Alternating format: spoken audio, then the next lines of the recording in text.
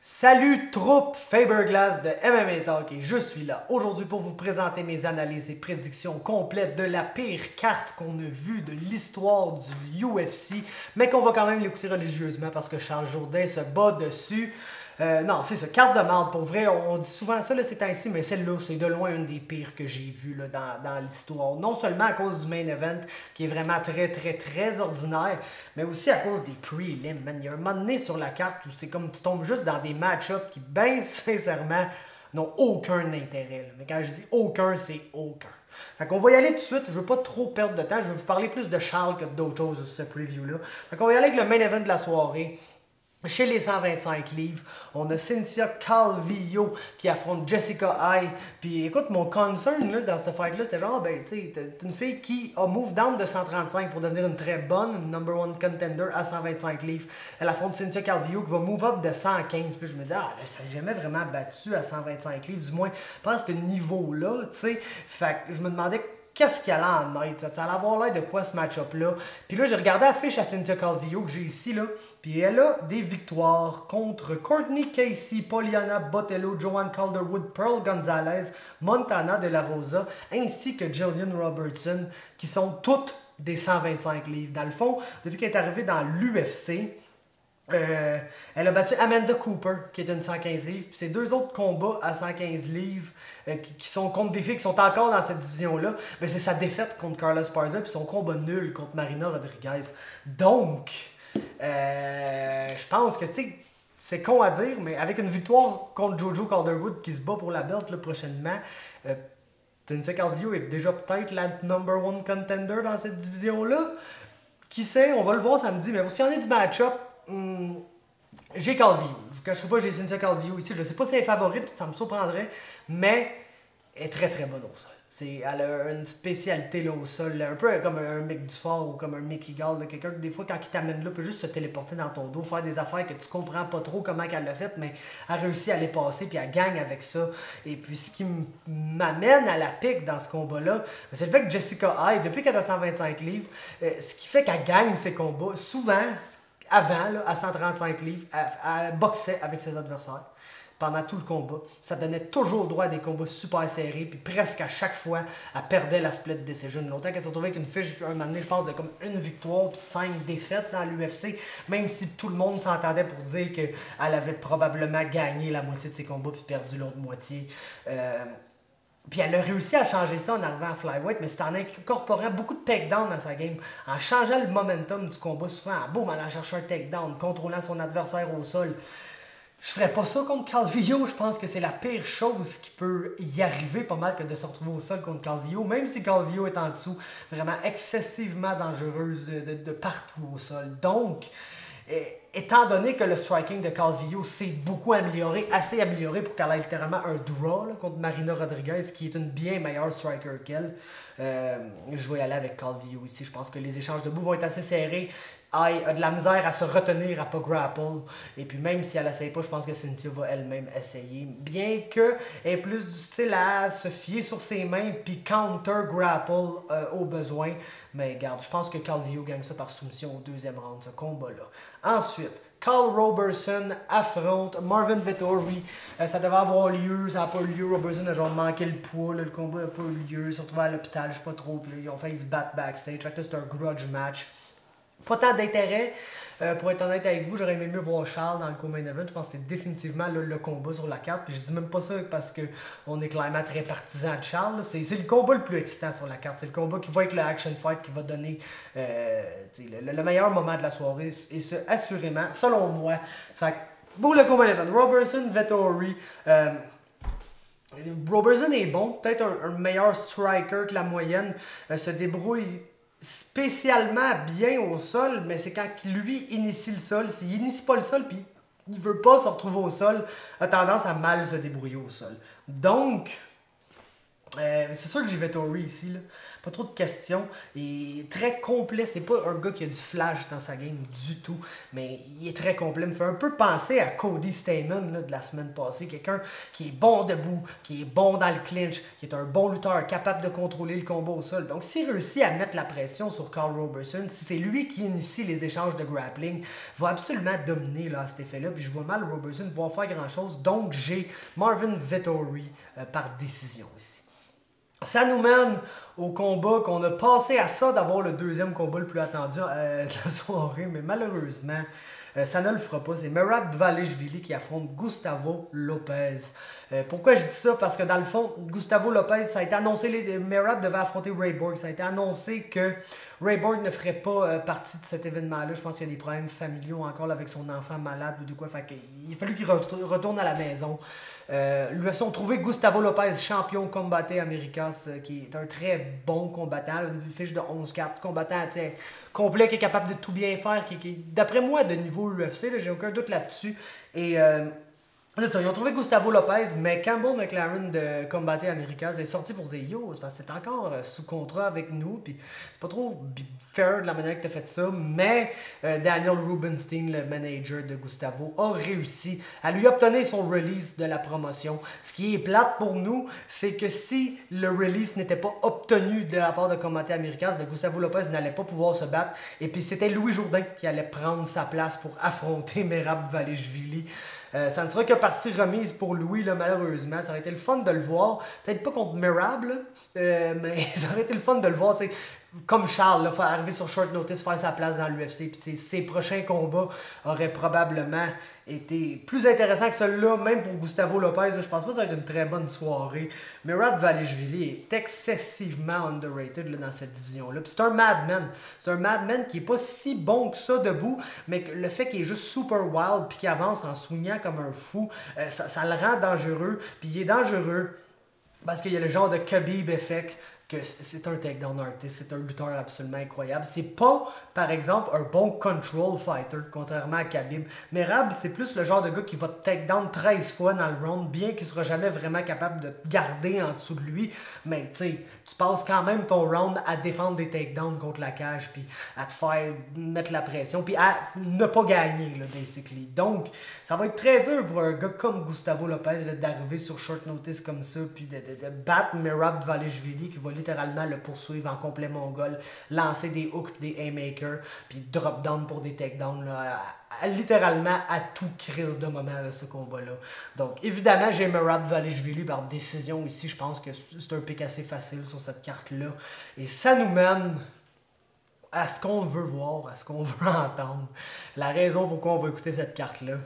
André Fili face à Charles Jourdain chez les 145 livres. C'est un énorme combat pour Charles. C'est un gros défi. Encore une fois, n'est pas favori dans ce combat-là. Mais je pense que c'est comme un peu la gimmick là, de Charles Jourdain de ne pas nécessairement être favori dans aucun combat. Surtout à l'UFC. Va toujours viser plus haut. Là, va toujours essayer d'aller chercher des gars qu'on a là. T'es sûr que c'est le bon move de te battre contre un tel? Moi, quand j'ai entendu ce match-up-là, par exemple, je dois vous avouer, j'étais bien content. C'est sûr que quand j'entendais parler des Charles ou d'autres qui disaient hey, Kron Gracie ou Ryan Hall ou même Sodiq Youssouf ou des gars comme ça, j'étais genre pas sûr, tu sais, Kron Gracie, oui, aucun moyen d'amener le combat au sol, mais c'est même le combat au sol. C'est un tabarnak de grappler, c'est un multiple champion du monde de Jiu et tout. Ryan Hall, il a le style le plus bizarre et frustrant dans tout l'UFC ou presque, puis Sodiq Youssouf, c'est un futur title challenger, voire même peut-être champion dans cette division-là. Donc, André Fili, meilleur scénario possible. Parce que oui, Charles se retrouve contre un meilleur lutteur que lui. Encore. Probablement le cas dans beaucoup de combats dans l'UFC. Mais l'affaire, c'est qu'André Fili, autant on l'a vu surprendre avec son grappling, tu sais, se retrouver dans des combos où il y a des gens, justement contre Sodiq Youssouf, que ça a été très serré parce que Youssouf a essayé de le clincher contre la cage, a essayé de le takedown, puis Fili s'est très très bien défendu là-dedans, puis il y a même eu des moments dans ce combat-là au niveau de son grappling, puis c'est ça qui a rendu le combat très serré. L'affaire, c'est que c'est pas vraiment dans lui que de grapple.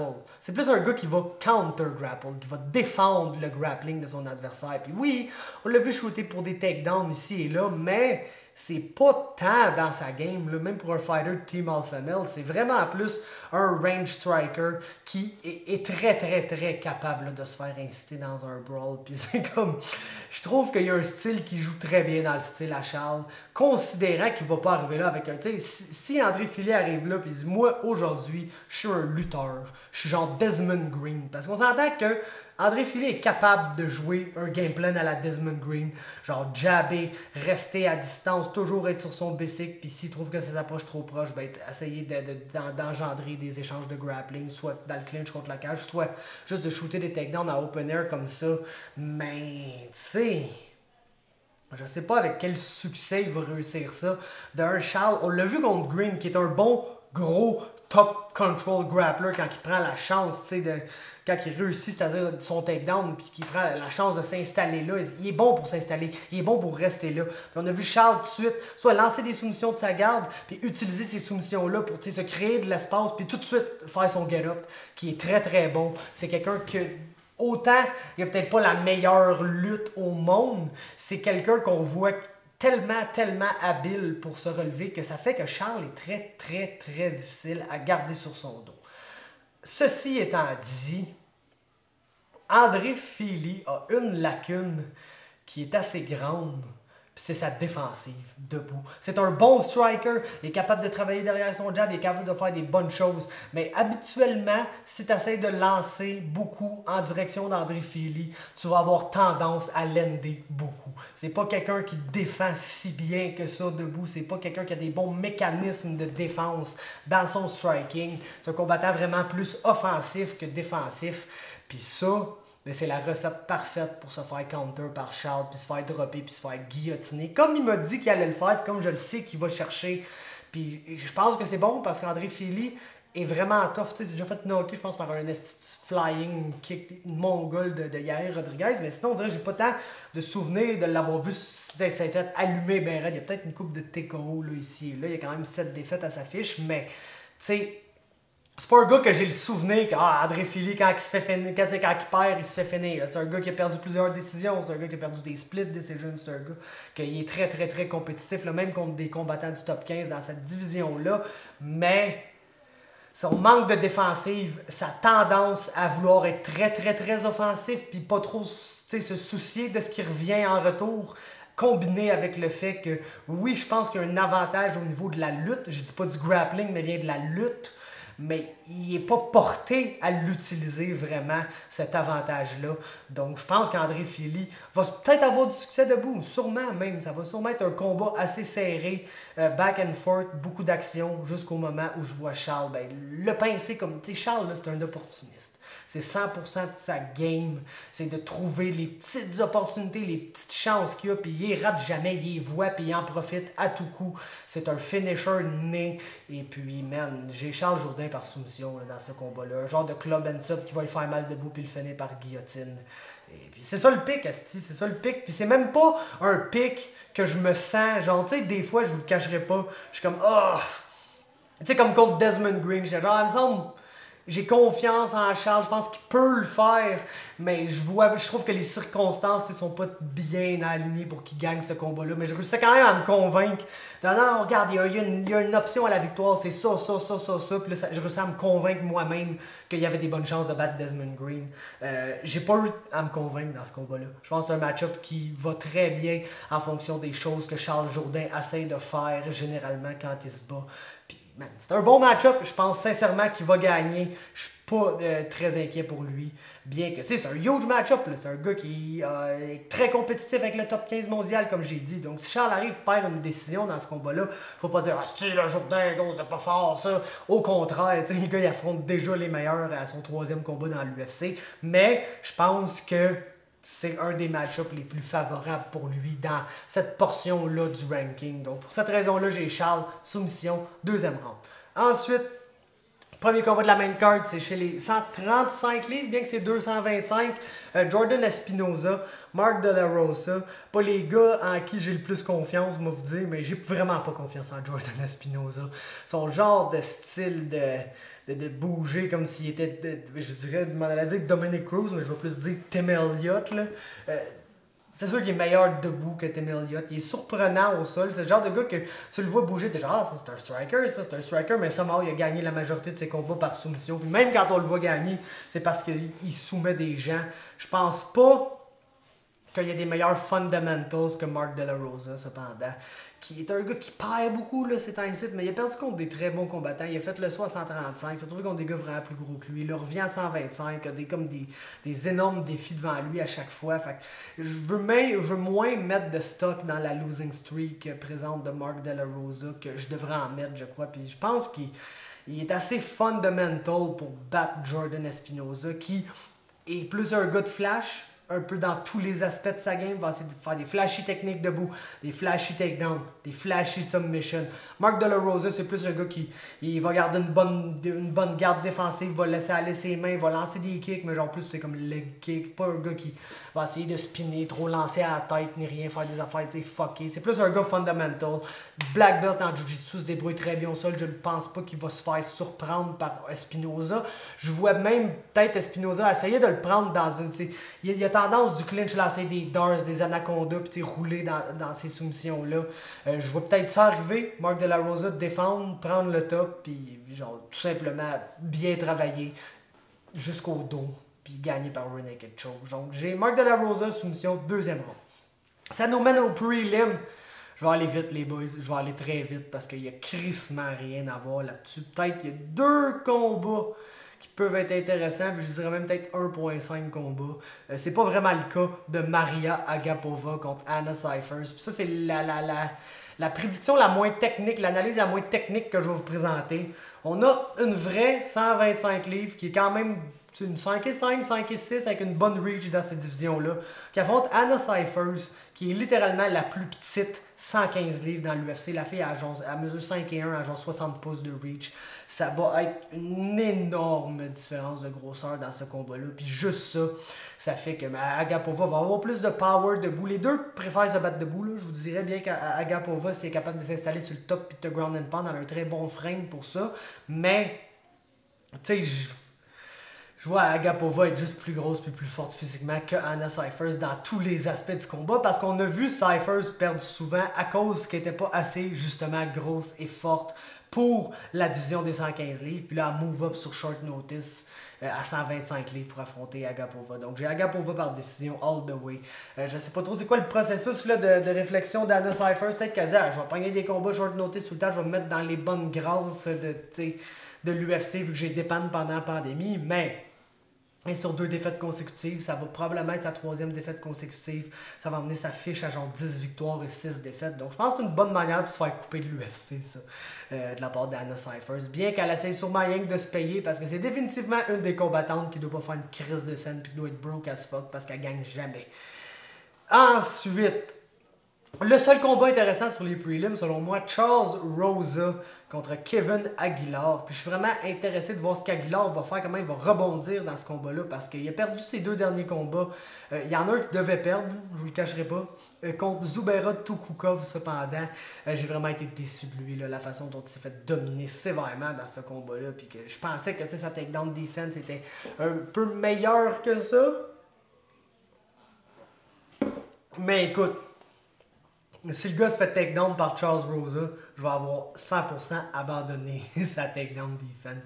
Ça va être le genre de combat bizarre où Aguilar, il faut le dire, c'est un genre de neutralisateur. C'est un genre de Desmond Green. C'est un gars qui, rarement va aller de l'avant, plus un gars qui se bat sur son basic, essaie d'outstriker son adversaire, mais tient plus à être un bon combattant défensif qui ne se fait pas trop toucher. Puis il utilise ça pour juste toucher son adversaire assez, mais pas trop. Là. Pas trop, c'est pas un gars qui va y aller balls to the wall, c'est pas un gars qui va go crazy pour essayer de gagner le round. Il y a plus le genre de gars qui va essayer de shooter takedown à la fin du round là, pour sécuriser le round s'il y a de quoi. Mais je ferais pas ça contre Charles Rosa. Charles Rosa a littéralement probablement juste une chance de le battre au sol dans ce combat-là. Puis je pense pas qu'il y a la lutte pour l'amener au sol. Donc je vois Aguilar l'outstriker. Puis un moment donné, Charles Rosa le stanner puis essayer de pull guard puis faire des affaires bizarres pour amener le combat au sol. Je pense pas qu'Aguilar va me mordre. Donc j'ai Kevin Aguilar par décision. Là, les boys, on tombe dans des affaires que je peux même pas croire qu'on va écouter ça.